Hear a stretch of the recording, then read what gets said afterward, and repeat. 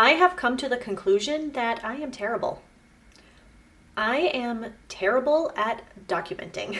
I had this whole video planned of, since it's the last week of school and school is wrapping up, let's wrap up the WIPs. Yeah, that didn't happen. Filmed the whole intro and all of that, just didn't film any of the finishing of the WIPs. So that brings us to episode 3 of the podcast, which is the Great WIP Wrap Up.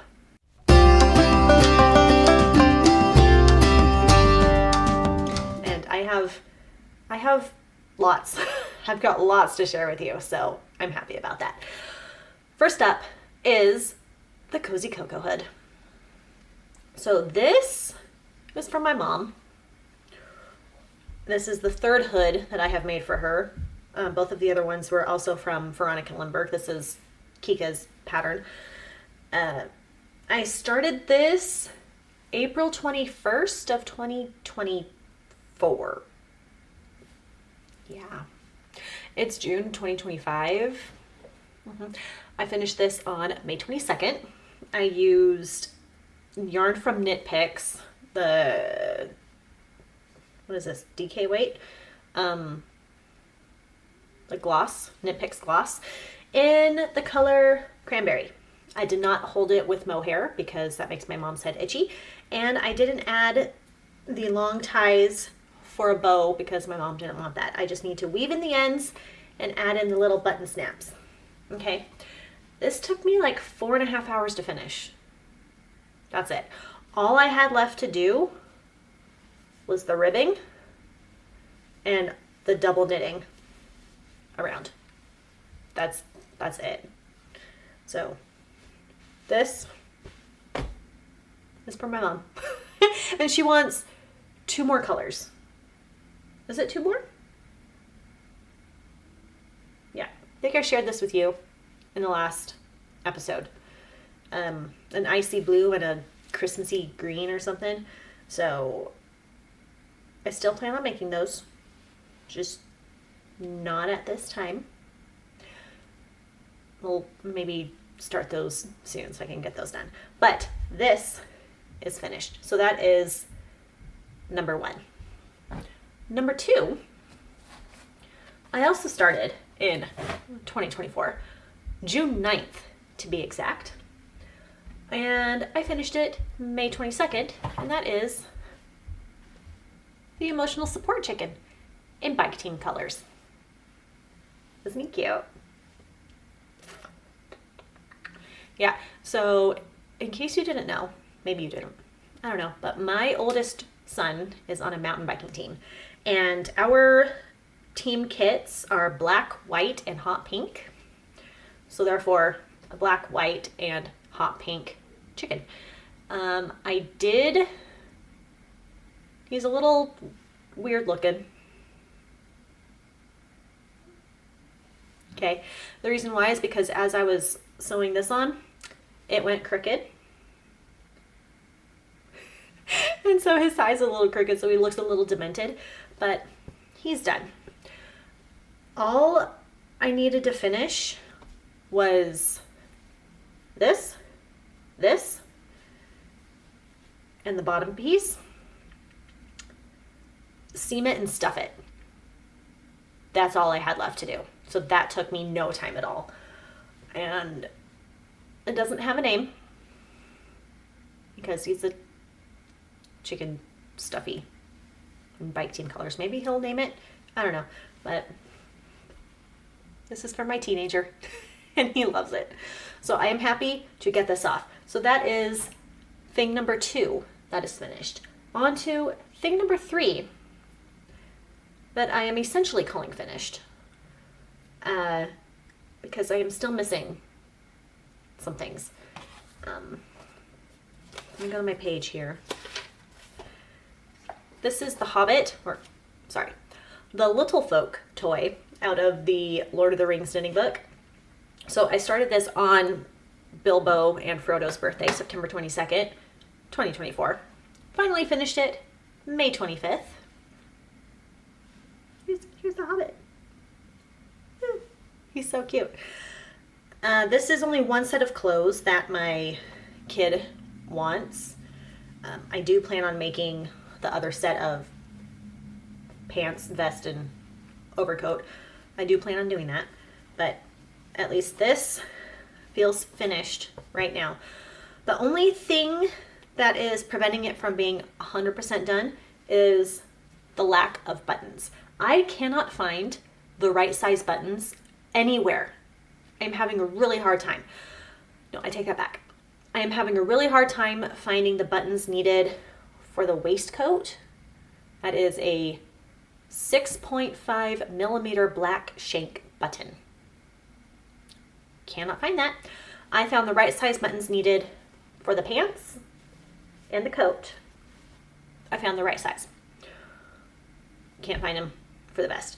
So what we're gonna do, and my kiddo has agreed, that we're just going to go the next half size up. So instead of a 6.5, we're gonna do a 7 millimeter button and call it good. So once I get the buttons on, see the buttons go on this side of the coat. Once you get the buttons sewn on, you turn the button band over and seam it down, and that, like, it looks like he's got a hood right now but he doesn't. So you turn the button band over and seam it down, and then you'll be 100% done. But for all intents and purposes, he's finished, and he's adorable. And my other child wants his own Hobbit, so obviously there will be another Hobbit, and obviously there will be Gollum, because you can't have a Hobbit without Gollum. So Gollum will also be done as well. And hopefully this time it's not going to take me the entire school year to get the silly things done. We'll say by birthdays. That is completely reasonable. They have fall birthdays, totally fine. That's doable. So this is thing number 3 that I have crossed off of my WIP list. Okay. Next up is my Thanksgiving socks. Let me find my page here. Okay. These are just plain basic vanilla socks. The pattern is from the Crazy Sock Lady. I'm using remnants, or I used remnants. Here it is.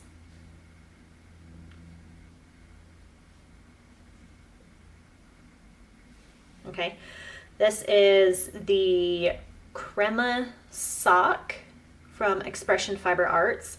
The main color is Alluring Aquamarine, and my heels, toes, and cuffs, let's see if we can get that there. Heels, toes, and cuffs were the Pas de Deux. That's from their Nutcracker collection. So I started this on Thanksgiving 2024 as a thing to keep my hands busy while chattering was going on. Okay, and I was in a hurry to finish them. They had no deadline. So I finally have both socks done. Finished these on May 28th, 2025, so 6 months after I started them.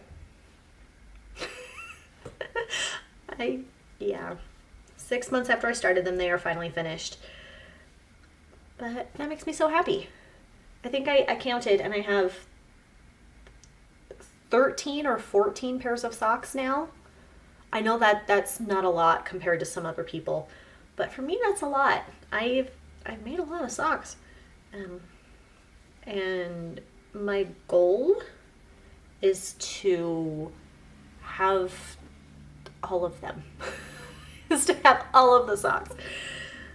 So we'll get there. We'll have an entire dresser full of hand knit socks. We can hope, right? Thanksgiving socks. Done. This is number 4. I believe this is thing number 4. 1, 2, 3, 4. Ooh, it's gonna fall over. Thing number 5. 1, 2, 3, 4, 5. This is the last thing that I have finished. Okay, all of these are WIPs, or were WIPs. Except for, I think, this last one. This was a fairly new pattern in terms, pattern project, in terms of things I was working on.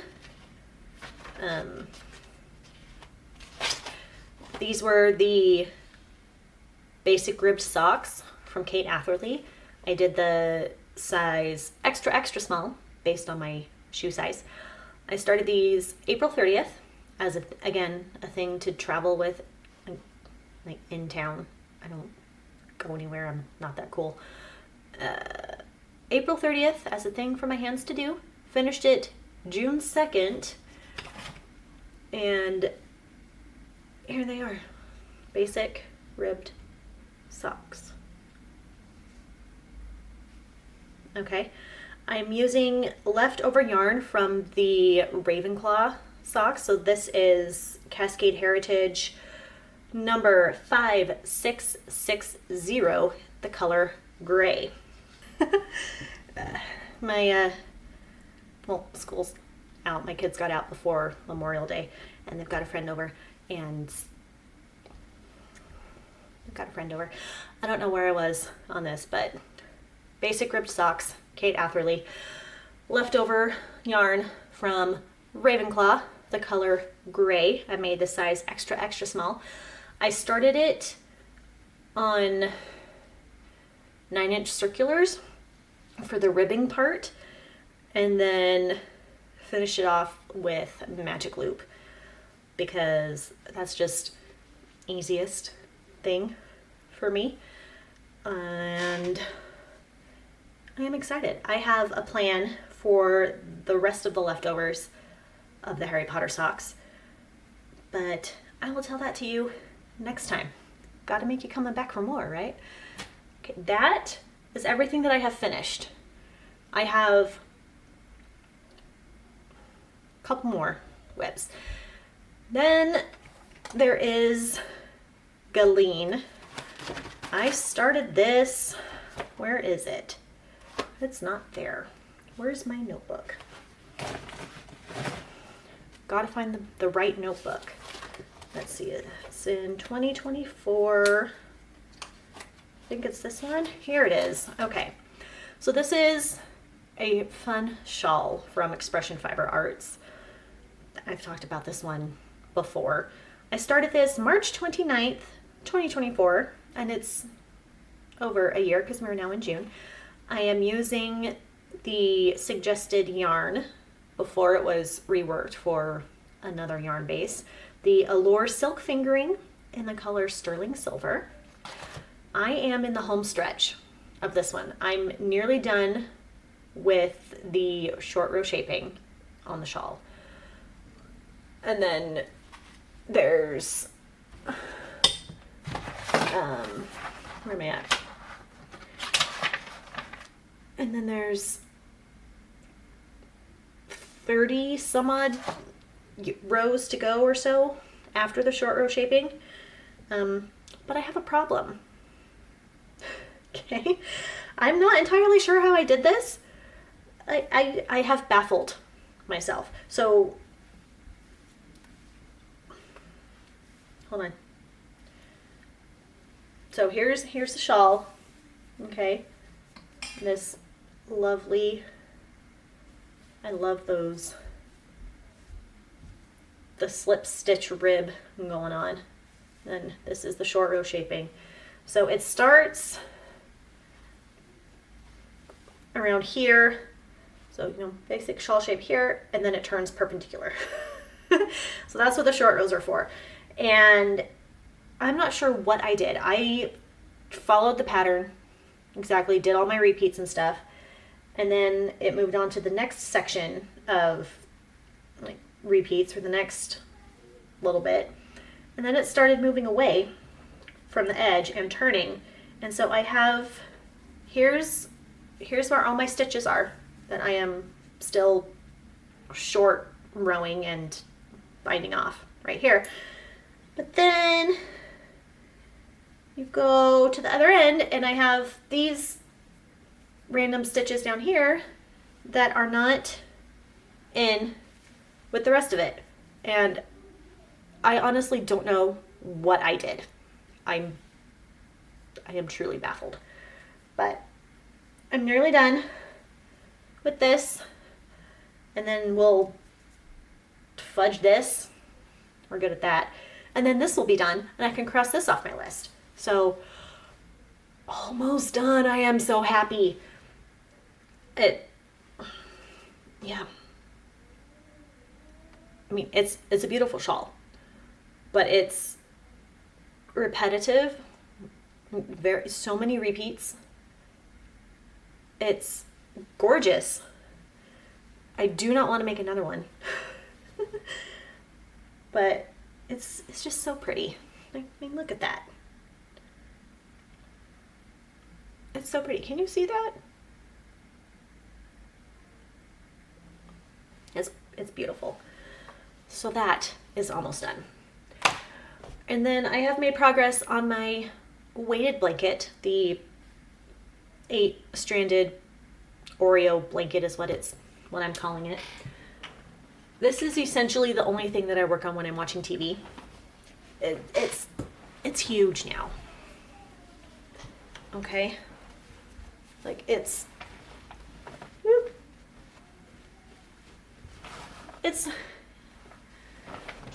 huge. So forever making progress on that. I think maybe it's about halfway done right now. I don't know. I'm going to go until I run out of yarn. We'll see.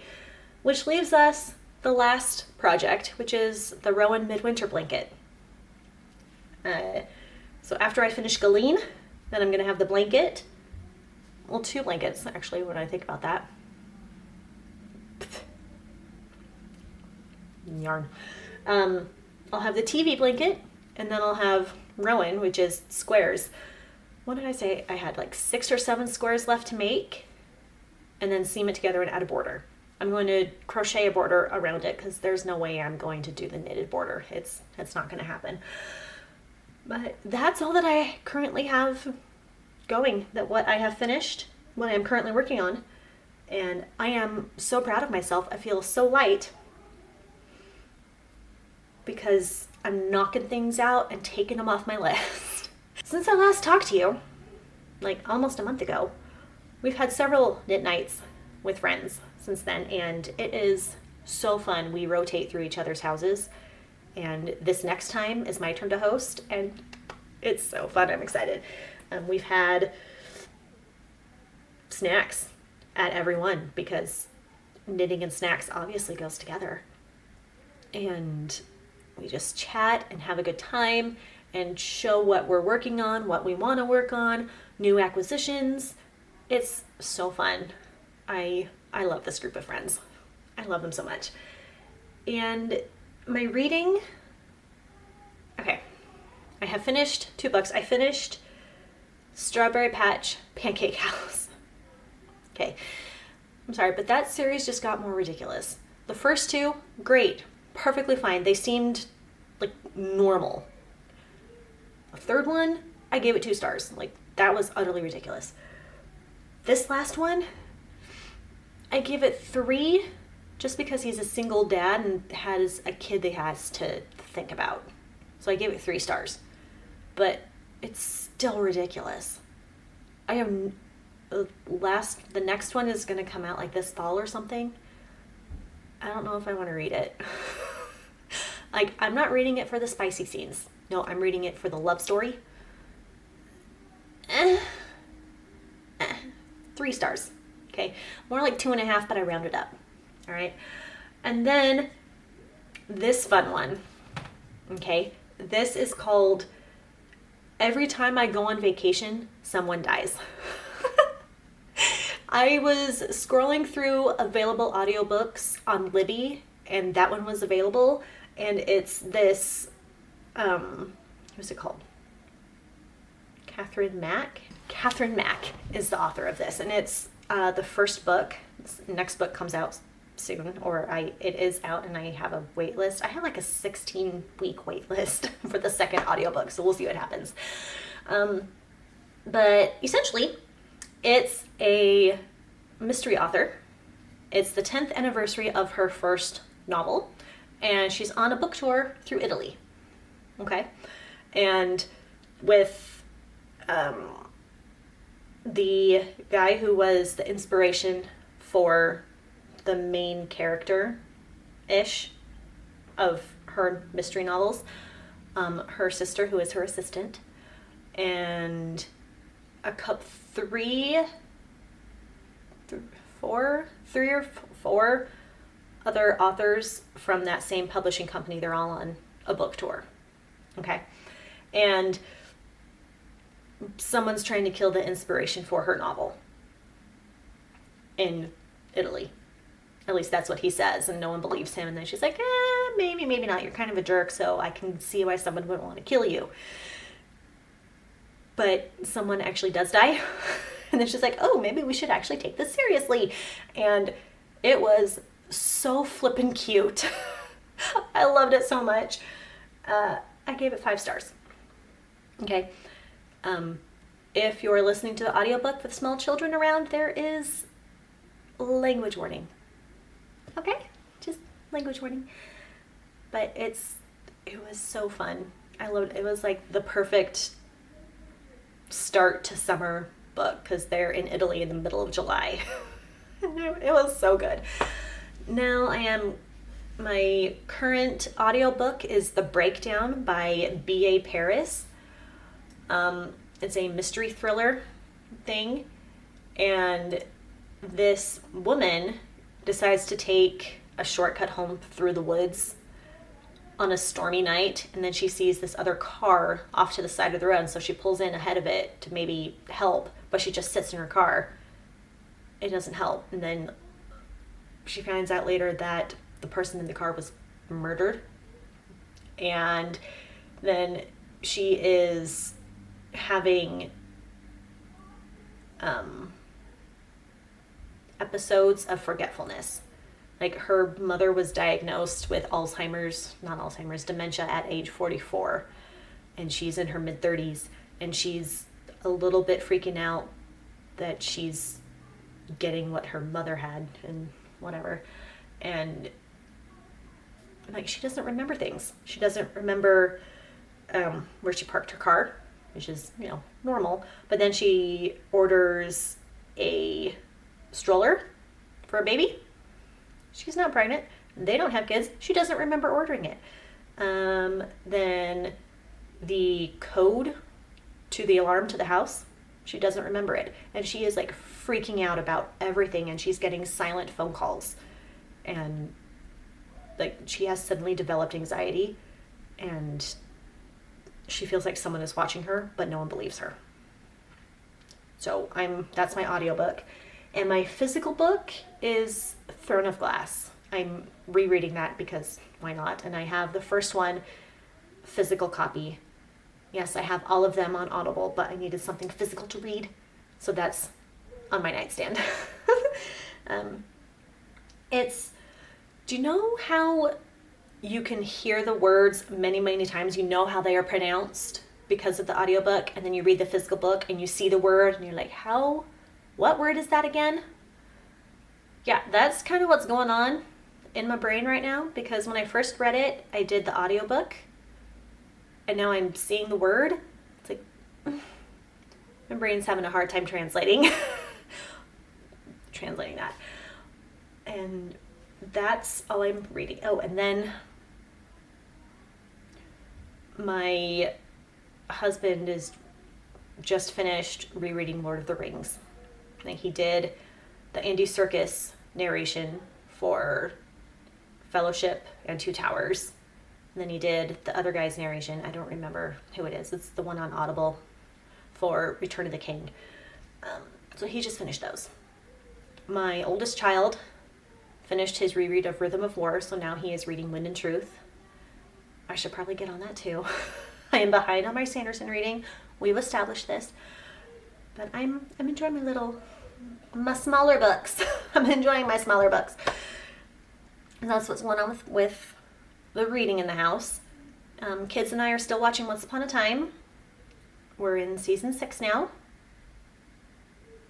And I remember watching this season, but I don't remember anything that happens.